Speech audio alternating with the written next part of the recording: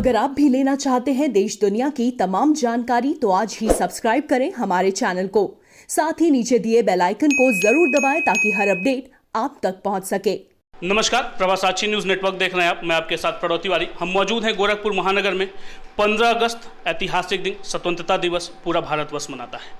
हमारे साथ कुछ पूर्व सैनिक हैं जो रिटायर्ड हो चुके हैं, लेकिन जो उनकी तरुणाई है और जो उनके में जवानी है वो देखने लायक है और काबिल तारीफ है। सबसे पहले तो मेरे साथ जितने भी मेहमान हैं सबका मैं स्वागत करता हूँ और आप लोगों को स्वतंत्रता दिवस की बहुत बहुत शुभकामनाएँ। हमारे साथ एक मुद्दा आया था, चूँकि सैनिक हो और सैनिक के पास हमारा कर्तव्य होता है कि पहुंचे और उनकी बातें जो है देश दुनिया तक और जो भी हमारे आला कमान है वहां तक पहुंचाने का कार्य किया जाए। एक प्रकरण आया था जो चला आरक्षण का मुद्दा, पूर्व सैनिकों के आरक्षण का मुद्दा था और भर्ती का मामला आया था। उसी मुद्दे को लेकर हम उपस्थित है गोरखपुर में और मैं आपको खास परिचय करा देता हूं। और हमारे साथ जो 4 मेहमान बैठे हुए हैं वो रिटायर्ड हैं, लेकिन उनकी क्या बात है वो तो अभी आगे आने वाले बातों में उनसे पता चलेगा। हमारे साथ junior warrant officer Satish Chandra Shukla ji, आपका बहुत बहुत स्वागत है सर। हमारे साथ junior warrant officer Vishwadeepak Tripathi ji, आपका भी स्वागत है सर। और पेटी ऑफिसर हैं मुकेश त्रिपाठी जी, और मुकेश त्रिपाठी जी यंगेस्ट जो है आप रिटायर्ड हैं और इसकी भी आपकी ख्याति उपलब्ध है, आपको शुभकामनाएं। और हमारे साथ चीफ पेटी ऑफिसर सुनील शर्मा जी जुड़े हुए हैं।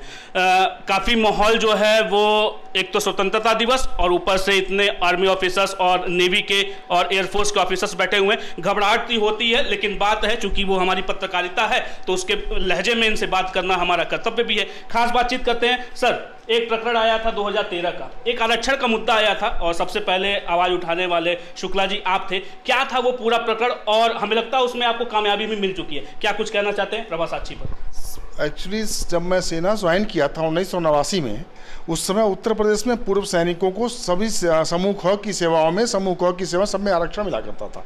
1989 में से लेकर 2012 तक जब मैंने एयरफोर्स की नौकरी की और जब मैं रिटायर होकर आया तो मैंने यह देखा कि उत्तर प्रदेश में पूर्व सैनिकों के लिए समूह क और ख का आरक्षण समाप्त हो चुका है और हमारे लिए पुनर्नियोजन के सम्मानजनक मौके समाप्त हो गए हैं। तो मैंने उस चीज़ को 2013 में उठाना शुरू किया। 2013 से लेकर के लगातार मेरी लड़ाई चलती रही और मैं हर स्तर पे हर जगह जा कर के अपनी बात कहने की कोशिश करता रहा। उसके बाद 2017 में जब माननीय मुख्यमंत्री योगी आदित्यनाथ जी आए तो मैं इनके पास भी एक निवेदन लेके गया और इनको सारी जानकारी चीज़ों में अवगत कराया और करीब 1 साल तक जब उस पर कोई रिजल्ट नहीं आया तो फिर मैं उसको लेकर के इलाहाबाद हाई कोर्ट में जाकर मैं रिटायर याचिका दाखिल कर दी।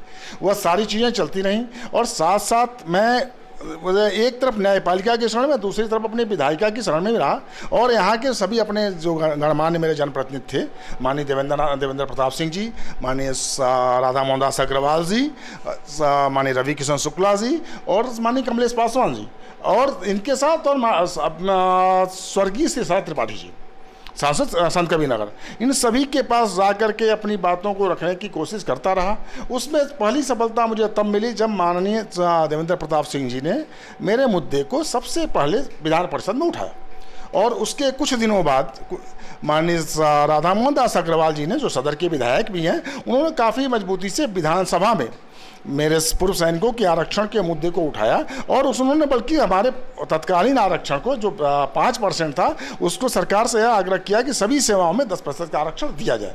यह चलने के साथ उस बीच मेरी मुख्यमंत्री से 2 से 3 बार मुलाकात हुई और मैं हर बार जा करके महाराज जी को निवेदन करता रहा कि माननीय मुख्यमंत्री जी, पूर्व सैनिकों का सम्मानजनक पुनर्नियोजन के लिए आरक्षण आवश्यक है। अंतिम में मुख्यमंत्री जी जब इस बात पर सहमत हुए तो पिछले वर्ष 8 अक्टूबर 2020 को जब देश वायुसेना दिवस मना रहा था, उस दिन माननीय मुख्यमंत्री जी ने प्रदेश के पूर्व सैनिकों को एक बड़ा तोहफा दिया और उन्होंने प्रदेश के पूर्व सैनिकों को समूह ख में 5% आरक्षण का लाभ प्रदान कर दिया, जिससे कि प्रदेश के पूर्व सैनिक सम्मानजनक जीवन जी करके और इवन हर क्षेत्र में अपने आप को प्रमाणित कर पाएंगे और अब पूर्व सैनिक जो है जिलाधिकारी, उप जिलाधिकारी के रूप में, न्यायाधीश के रूप में, डिप्टी एसपी के रूप में इन अच्छे पदों पर भी आपको हर जगह दिखाई पड़ेंगे। बिल्कुल। तो हमारे साथ विश्वदीपक त्रिपाठी जी भी हैं, उनसे भी बात कर लेते हैं कि क्या कुछ कहना चाहते हैं। क्या कहना है सर आपका? सर, ये आरक्षण का जो मुद्दा था हम लोगों का, हमारे मित्र junior warrant officer Satish Shukla ji जो इसको लीड किए और 5% जो आरक्षण इन्होंने ग्रुप बी में दिलवाया, उससे एक समाज में एक बहुत बड़ा बदलाव आएगा। क्योंकि जितने भी पूर्व सैनिक होते हैं वो बहुत ही अनुशासित, दृढ़ प्रतिज्ञ और अपने काम के प्रति बहुत ही पॉजिटिव होते हैं। तो जहाँ जहाँ भी ये जाएंगे एक अलग बदलाव लाएंगे जो है। तो इस चीज़ के जब से 5% आरक्षण मिला, अब उसमें हर जगह, चाहे डिप्टी एसपी हो, चाहे उप जिलाधिकारी हो, जैसा शुक्ला जी ने बताया, हर जगह अपने एक्स सर्विसमैन रहेंगे। तो एक अनुभवी आदमी जो एक्स सर्विसमैन की पीड़ा को भी समझता है और समाज के और भी जो दबे कुचले वर्ग के लोग हैं उनकी भी पीड़ा को समझ करके एक अच्छा काम करेगा और एक समाज में बहुत अच्छा बदलाव आएगा। हमारे साथ कम उम्र के भी रिटायर्ड ऑफिसर हैं। सर, चूंकि एक युवा हैं और नई चीज़ों को, आधुनिकता को भी आप भली भांति पहचानते हैं, तो आप क्या उम्मीद करते हैं अपने सरकार से कि हाँ, आरक्षण मिल गया है और सारी चीज़ें जो यूपी सरकार में हो रही हैं उससे कितने प्रभावित हुए हैं आप?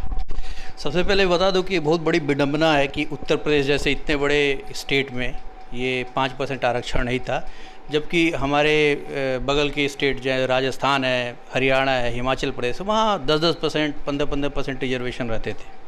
और चूंकि एक बहुत बड़ा स्टेट है और काफ़ी एक्स सर्विसमैन जो रिटायर होके आते हैं नए एज में, जैसे मैं 32 साल में रिटायर हुआ, कोई 41 साल में रिटायर होता है, तो एक प्रतिष्ठा की बात थी, सैनिकों की प्रतिष्ठा की बात थी कि ये देना चाहिए। और इसके लिए मैं धन्यवाद देना चाहूँगा सतीश चंद्र शुक्ला सर को और माननीय मुख्यमंत्री जी को कि उन्होंने इस चीज़ को बहुत अपने स्वयं इनिशिएटिव लिया और इसका इम्प्लीमेंटेशन कराया और पास करके फाइनली एक्ट बनाइए, जिसके कारण ये हमारा एक बहुत बड़ा सौभाग्य है कि ये हमको मिलने जा रहा है।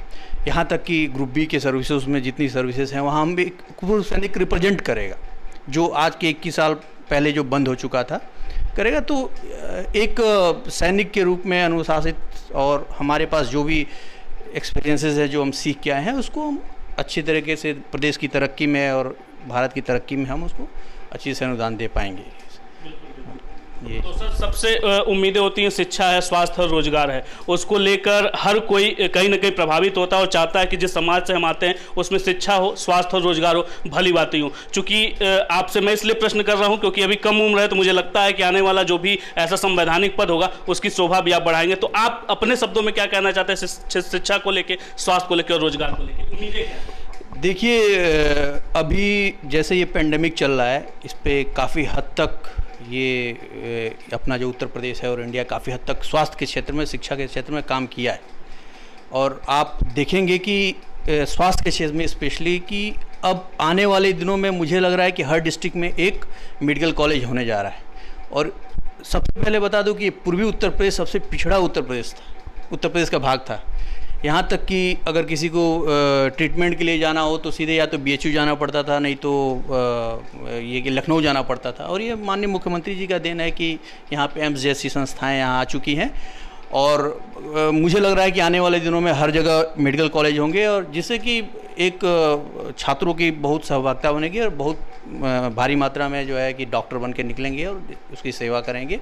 इवन तो शिक्षा के क्षेत्र में बहुत अच्छा कर रहे हैं और मुझे लग रहा है कि ये आने वाले दिनों में हम कर सकेंगे इसको बहुत अच्छे तरीके से। हमारे साथ चीफ पेटी ऑफिसर सुनील शर्मा जी भी हैं, उनसे जान लेते हैं कि उनके क्या अपने व्यक्तिगत विचार है। क्या कहना चाहते हैं सर आप?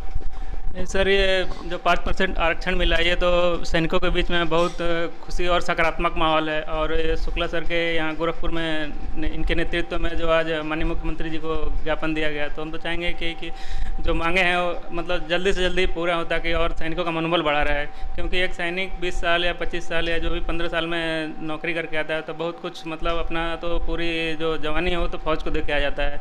तो यहाँ मतलब सरकार को मतलब सकारात्मक रुख अपनाना चाहिए। बिल्कुल। सर, आज सुबह बड़ा ही एक सुखद आपका मुलाकात हुआ, माननीय मुख्यमंत्री जी शहर में ही उपस्थित थे। किन शब्दों को लेके या किन विचारों को लेके आप उपस्थित हुए थे और क्या सांत्वना दिया गया है माननीय मुख्यमंत्री जी की तरफ से? मैं माननीय मुख्यमंत्री जी के पास 3 प्रमुख चीज़ें थी जिसको लेके गया था कि सेवारत सैनिकों का मनोबल बढ़ा रहे, पूर्व सैनिकों का कल्याण हो और प्रदेश के युवा सेना में जाने के लिए उत्साहित हों। इन 3 बिंदुओं को लेकर के मुख्यमंत्री जी के सामने मैंने 11 मांगें रखी और मुख्यमंत्री जी ने लगभग सारी मांगों पे कहीं सहमति जताते हुए कहा कि जहाँ तक होगा सारी मांगों को वह चीज़ों को पूरा करेंगे। और उन्होंने कहा कि कुछ कंडीशन आते हैं, कहीं आते हैं तो चेक करेंगे और उसके बाद उस पर काम करेंगे। और माननीय मुख्यमंत्री जी पूर्व सैनिकों के प्रति बहुत ही संजीदा और संवेदनशील हैं। पूर्व सैनिकों का, सेवारत सैनिकों के, उनके परिवारों की बात को लेकर के इतने संवेदनशील रहते हैं कि उसको तत्काल उसको करने के लिए वह आतुर दिखते हैं। इसलिए मुझे लगता है कि पूर्व सैनिकों की जो मेरी मांगें थी वह जल्दी ही पूरी होंगी और हम एक सुखद चीज़ों पे परिणाम पे पहुंचेंगे। बिल्कुल बिल्कुल सर, थोड़ी सी राजनीतिक बातें कर लेते हैं क्योंकि चुनाव जो है बड़ा करीब है, विधानसभा 2022 का। पूर्व सैनिक का जो एक आपने जो बीड़ा उठाया उसमें कहीं ना कहीं पूरी सफलता आपको मिल भी गई है और आने वाली जो भी और चीज़ें हों बेहतर उसके लिए आप लगे भी हुए हैं। उसके लिए हमारी तरफ से भी आपको शुभकामनाएं हैं। आपकी लगातार मीटिंग हो रही है, माननीय मुख्यमंत्री जी से सारी बातें हो रही हैं। विधानसभा 2022 भी करीब है, उसको भी दरकिनार नहीं कर सकते हैं। पूर्व सैनिक क्या सोचता है आगामी चुनाव को लेके, और जो मुख्यमंत्री पद की ये कुर्सी पड़ी हुई है लखनऊ में, उसको किसका हकदार मानता है? आप क्या कहना चाहते हैं? मैं आपको बताऊं कि पूर्व सैनिक के लिए दो बड़ी महत्वपूर्ण चीज़ें होती हैं। एक तो सेना के दौरान उसके परिवार की देखभाल, दूसरा होता है सेना से रिटायर होने के बाद उसके सम्मानजनक पुनर्नियोजन। और इन दोनों चीज़ों के लिए जो आवश्यक होता है, दो चीज़ें आवश्यक हैं। एक तो सरकारी सेवाओं में उसको आरक्षण का लाभ मिलता रहे, और दूसरा यह कि जिला सैनिक कल्याण अधिकारियों की हर जगह नियुक्ति हो। मैं आपको एक चीज़ यहाँ बताना चाहूँगा कि यह माननीय मुख्यमंत्री योगी आदित्यनाथ जी महाराज के नेतृत्व में पहली बार हुआ कि प्रदेश में जिला सैनिक कल्याण अधिकारियों की नियुक्ति मात्र 8 दिन के अंदर इंटरव्यू से लेकर नियुक्ति तक हो गई। तो चूंकि माननीय मुख्यमंत्री जी पूर्व सैनिकों के प्रति इतने संवेदनशील हैं कि उन्होंने हर जगह जिला सैनिक कल्याण अधिकारी बैठा दिए, पूर्व सैनिकों को सम्मानजनक पुनर्नियोजन के लिए आरक्षण प्रदान कर दिया है। तो पूर्व सैनिक समाज और उनके ओजस्वी नेतृत्व उनके यह सोचता है कि ऐसा नेतृत्व हमें भविष्य में और हमारा केयर करेगा। तो हम लोगों का अपना व्यक्तिगत अपनी सोच है पूर्व सैनिक समाज की कि ऐसा मुख्यमंत्री जो पूर्व सैनिक समाज के प्रति संवेदनशील है, उसके प्रति चिंतित है, ऐसा व्यक्ति हमारा मुख्यमंत्री बन के आए तो हमारे लिए हमेशा बेहतर रहेगा। बिल्कुल, यानी कि अभी विधानसभा 2022 में फिर से मुख्यमंत्री योगी आदित्यनाथ को उस कुर्सी का हकदार मान रहे हैं। देखिए, मुख्यमंत्री जी को तो हकदार नहीं, मुख्यमंत्री जी को मैं अगला मुख्यमंत्री इसलिए मानूं क्योंकि मेरे शहर के हैं। बिल्कुल, वह मुख्यमंत्री मेरा तो उनसे पूरा अच्छी तरह जुड़ा हुआ है ना। मेरा अपना शहर, मेरा अपना मुख्यमंत्री, मैं पूर्व सैनिक, मेरा ख्याल कर रहे हैं। अब इससे अधिक जुड़ाव तो कहाँ हो सकता है? मेरे घर का व्यक्ति, मेरा ख्याल करने वाला व्यक्ति, मेरे समाज का ख्याल करने वाला व्यक्ति, मेरे सैनिकों का ख्याल करने वाला व्यक्ति, जो सैनिक देश का ख्याल करता है, जो पूर्व सैनिक देश का ख्याल करता है, जो आदमी, तो अगर कोई उसका ख्याल कर रहा है तो उसको निश्चय ही संवेदनशील मतलब ऐसे पदों पर, संवैधानिक पदों पर बैठना चाहिए ताकि पूर्व सैनिकों का कल्याण हो सके और हमारे सम्मान की रक्षा हो सके। बिल्कुल, हमसे तमाम विषयों पे आप लोगों का बात करने के लिए बहुत बहुत धन्यवाद। हमारे साथ थे, देखा आपने कि पेटी ऑफिसर हमारे साथ शर्मा जी थे, और सतीश चंद्र शुक्ला जी ने एक लड़ाई लड़ी और उसमें कामयाबी मिली, और उसको लेके माननीय मुख्यमंत्री जी से आपने कई मीटिंग भी की है और लगातार करते आ रहे हैं। और जो मूलभूत चीज़ें हैं जो पूर्व सैनिकों को लेके, जो संवैधानिक पद है उस पर आना चाहिए, उसको लेके उन्होंने कहा है कि सांत्वना मिली है माननीय मुख्यमंत्री जी की तरफ से कि हाँ, जो मुद्दे आपके जेन्युइन हैं उन पे काम किया जाएगा, और निश्चित तौर पे जो इन लोगों की मांग है वो आगामी समय में देखने को भी मिलेगा। राजनीतिक मुद्दों पे भी बात हुई है कि माननीय मुख्यमंत्री जी को किस रूप में आगामी चुनाव में आप देखना चाहते हैं, तो शुक्ला जी का साफ ये आदेश कह सकते हैं, और उन्होंने साफ क्लियर कर दिया है कि आगामी चुनाव में फिर से मुख्यमंत्री योगी आदित्यनाथ ही बने। उनका पूरा सहयोग है। पूर्व सैनिकों का जो एक पूरी टीम है वो बढ़ चढ़कर पूरे चुनाव में, जैसा कि उन्होंने कहा है, कि हिस्सा लेगा और फिर से योगी आदित्यनाथ जी को मुख्यमंत्री पद का हकदार बनाएगा, और उनको उस कुर्सी पर बैठने का एक जो नया गौरव होगा वो भी हासिल कराने में अपना पूरा सहयोग देगा। स्वतंत्रता दिवस की हम फिर से शुभकामनाएं देते हैं, चूंकि पूर्व संध्या पे हमारी इनसे बात हुई है, और कल झंडारोहण का विशेष दिन है, और चूंकि स्वतंत्रता जो मिली है कहीं ना कहीं इनके कंधों से ही सबलता मिलके भारत देश हमारा आजाद हुआ था। तो इन लोगों को फिर से एक बार स्वतंत्रता दिवस की शुभकामनाएं, और जो मांगे इन लोगों की जेन्युइन है वो आगे निरंतर प्रयास करते रहे। हमारी भी कोशिश है कि ऐसे मुद्दों को हम आपके सामने लाते रहेंगे, और जो जेन्युइन मुद्दे हैं वो लोगों तक आते रहें, और क्या समाज में घटित हो रहा है उसका पहला प्रयास रहता है प्रभासाची न्यूज नेटवर्क की टीम का कि लोगों तक प्रेषित होता रहे। गोरखपुर से प्रणव तिवारी, प्रभासाची न्यूज नेटवर्क।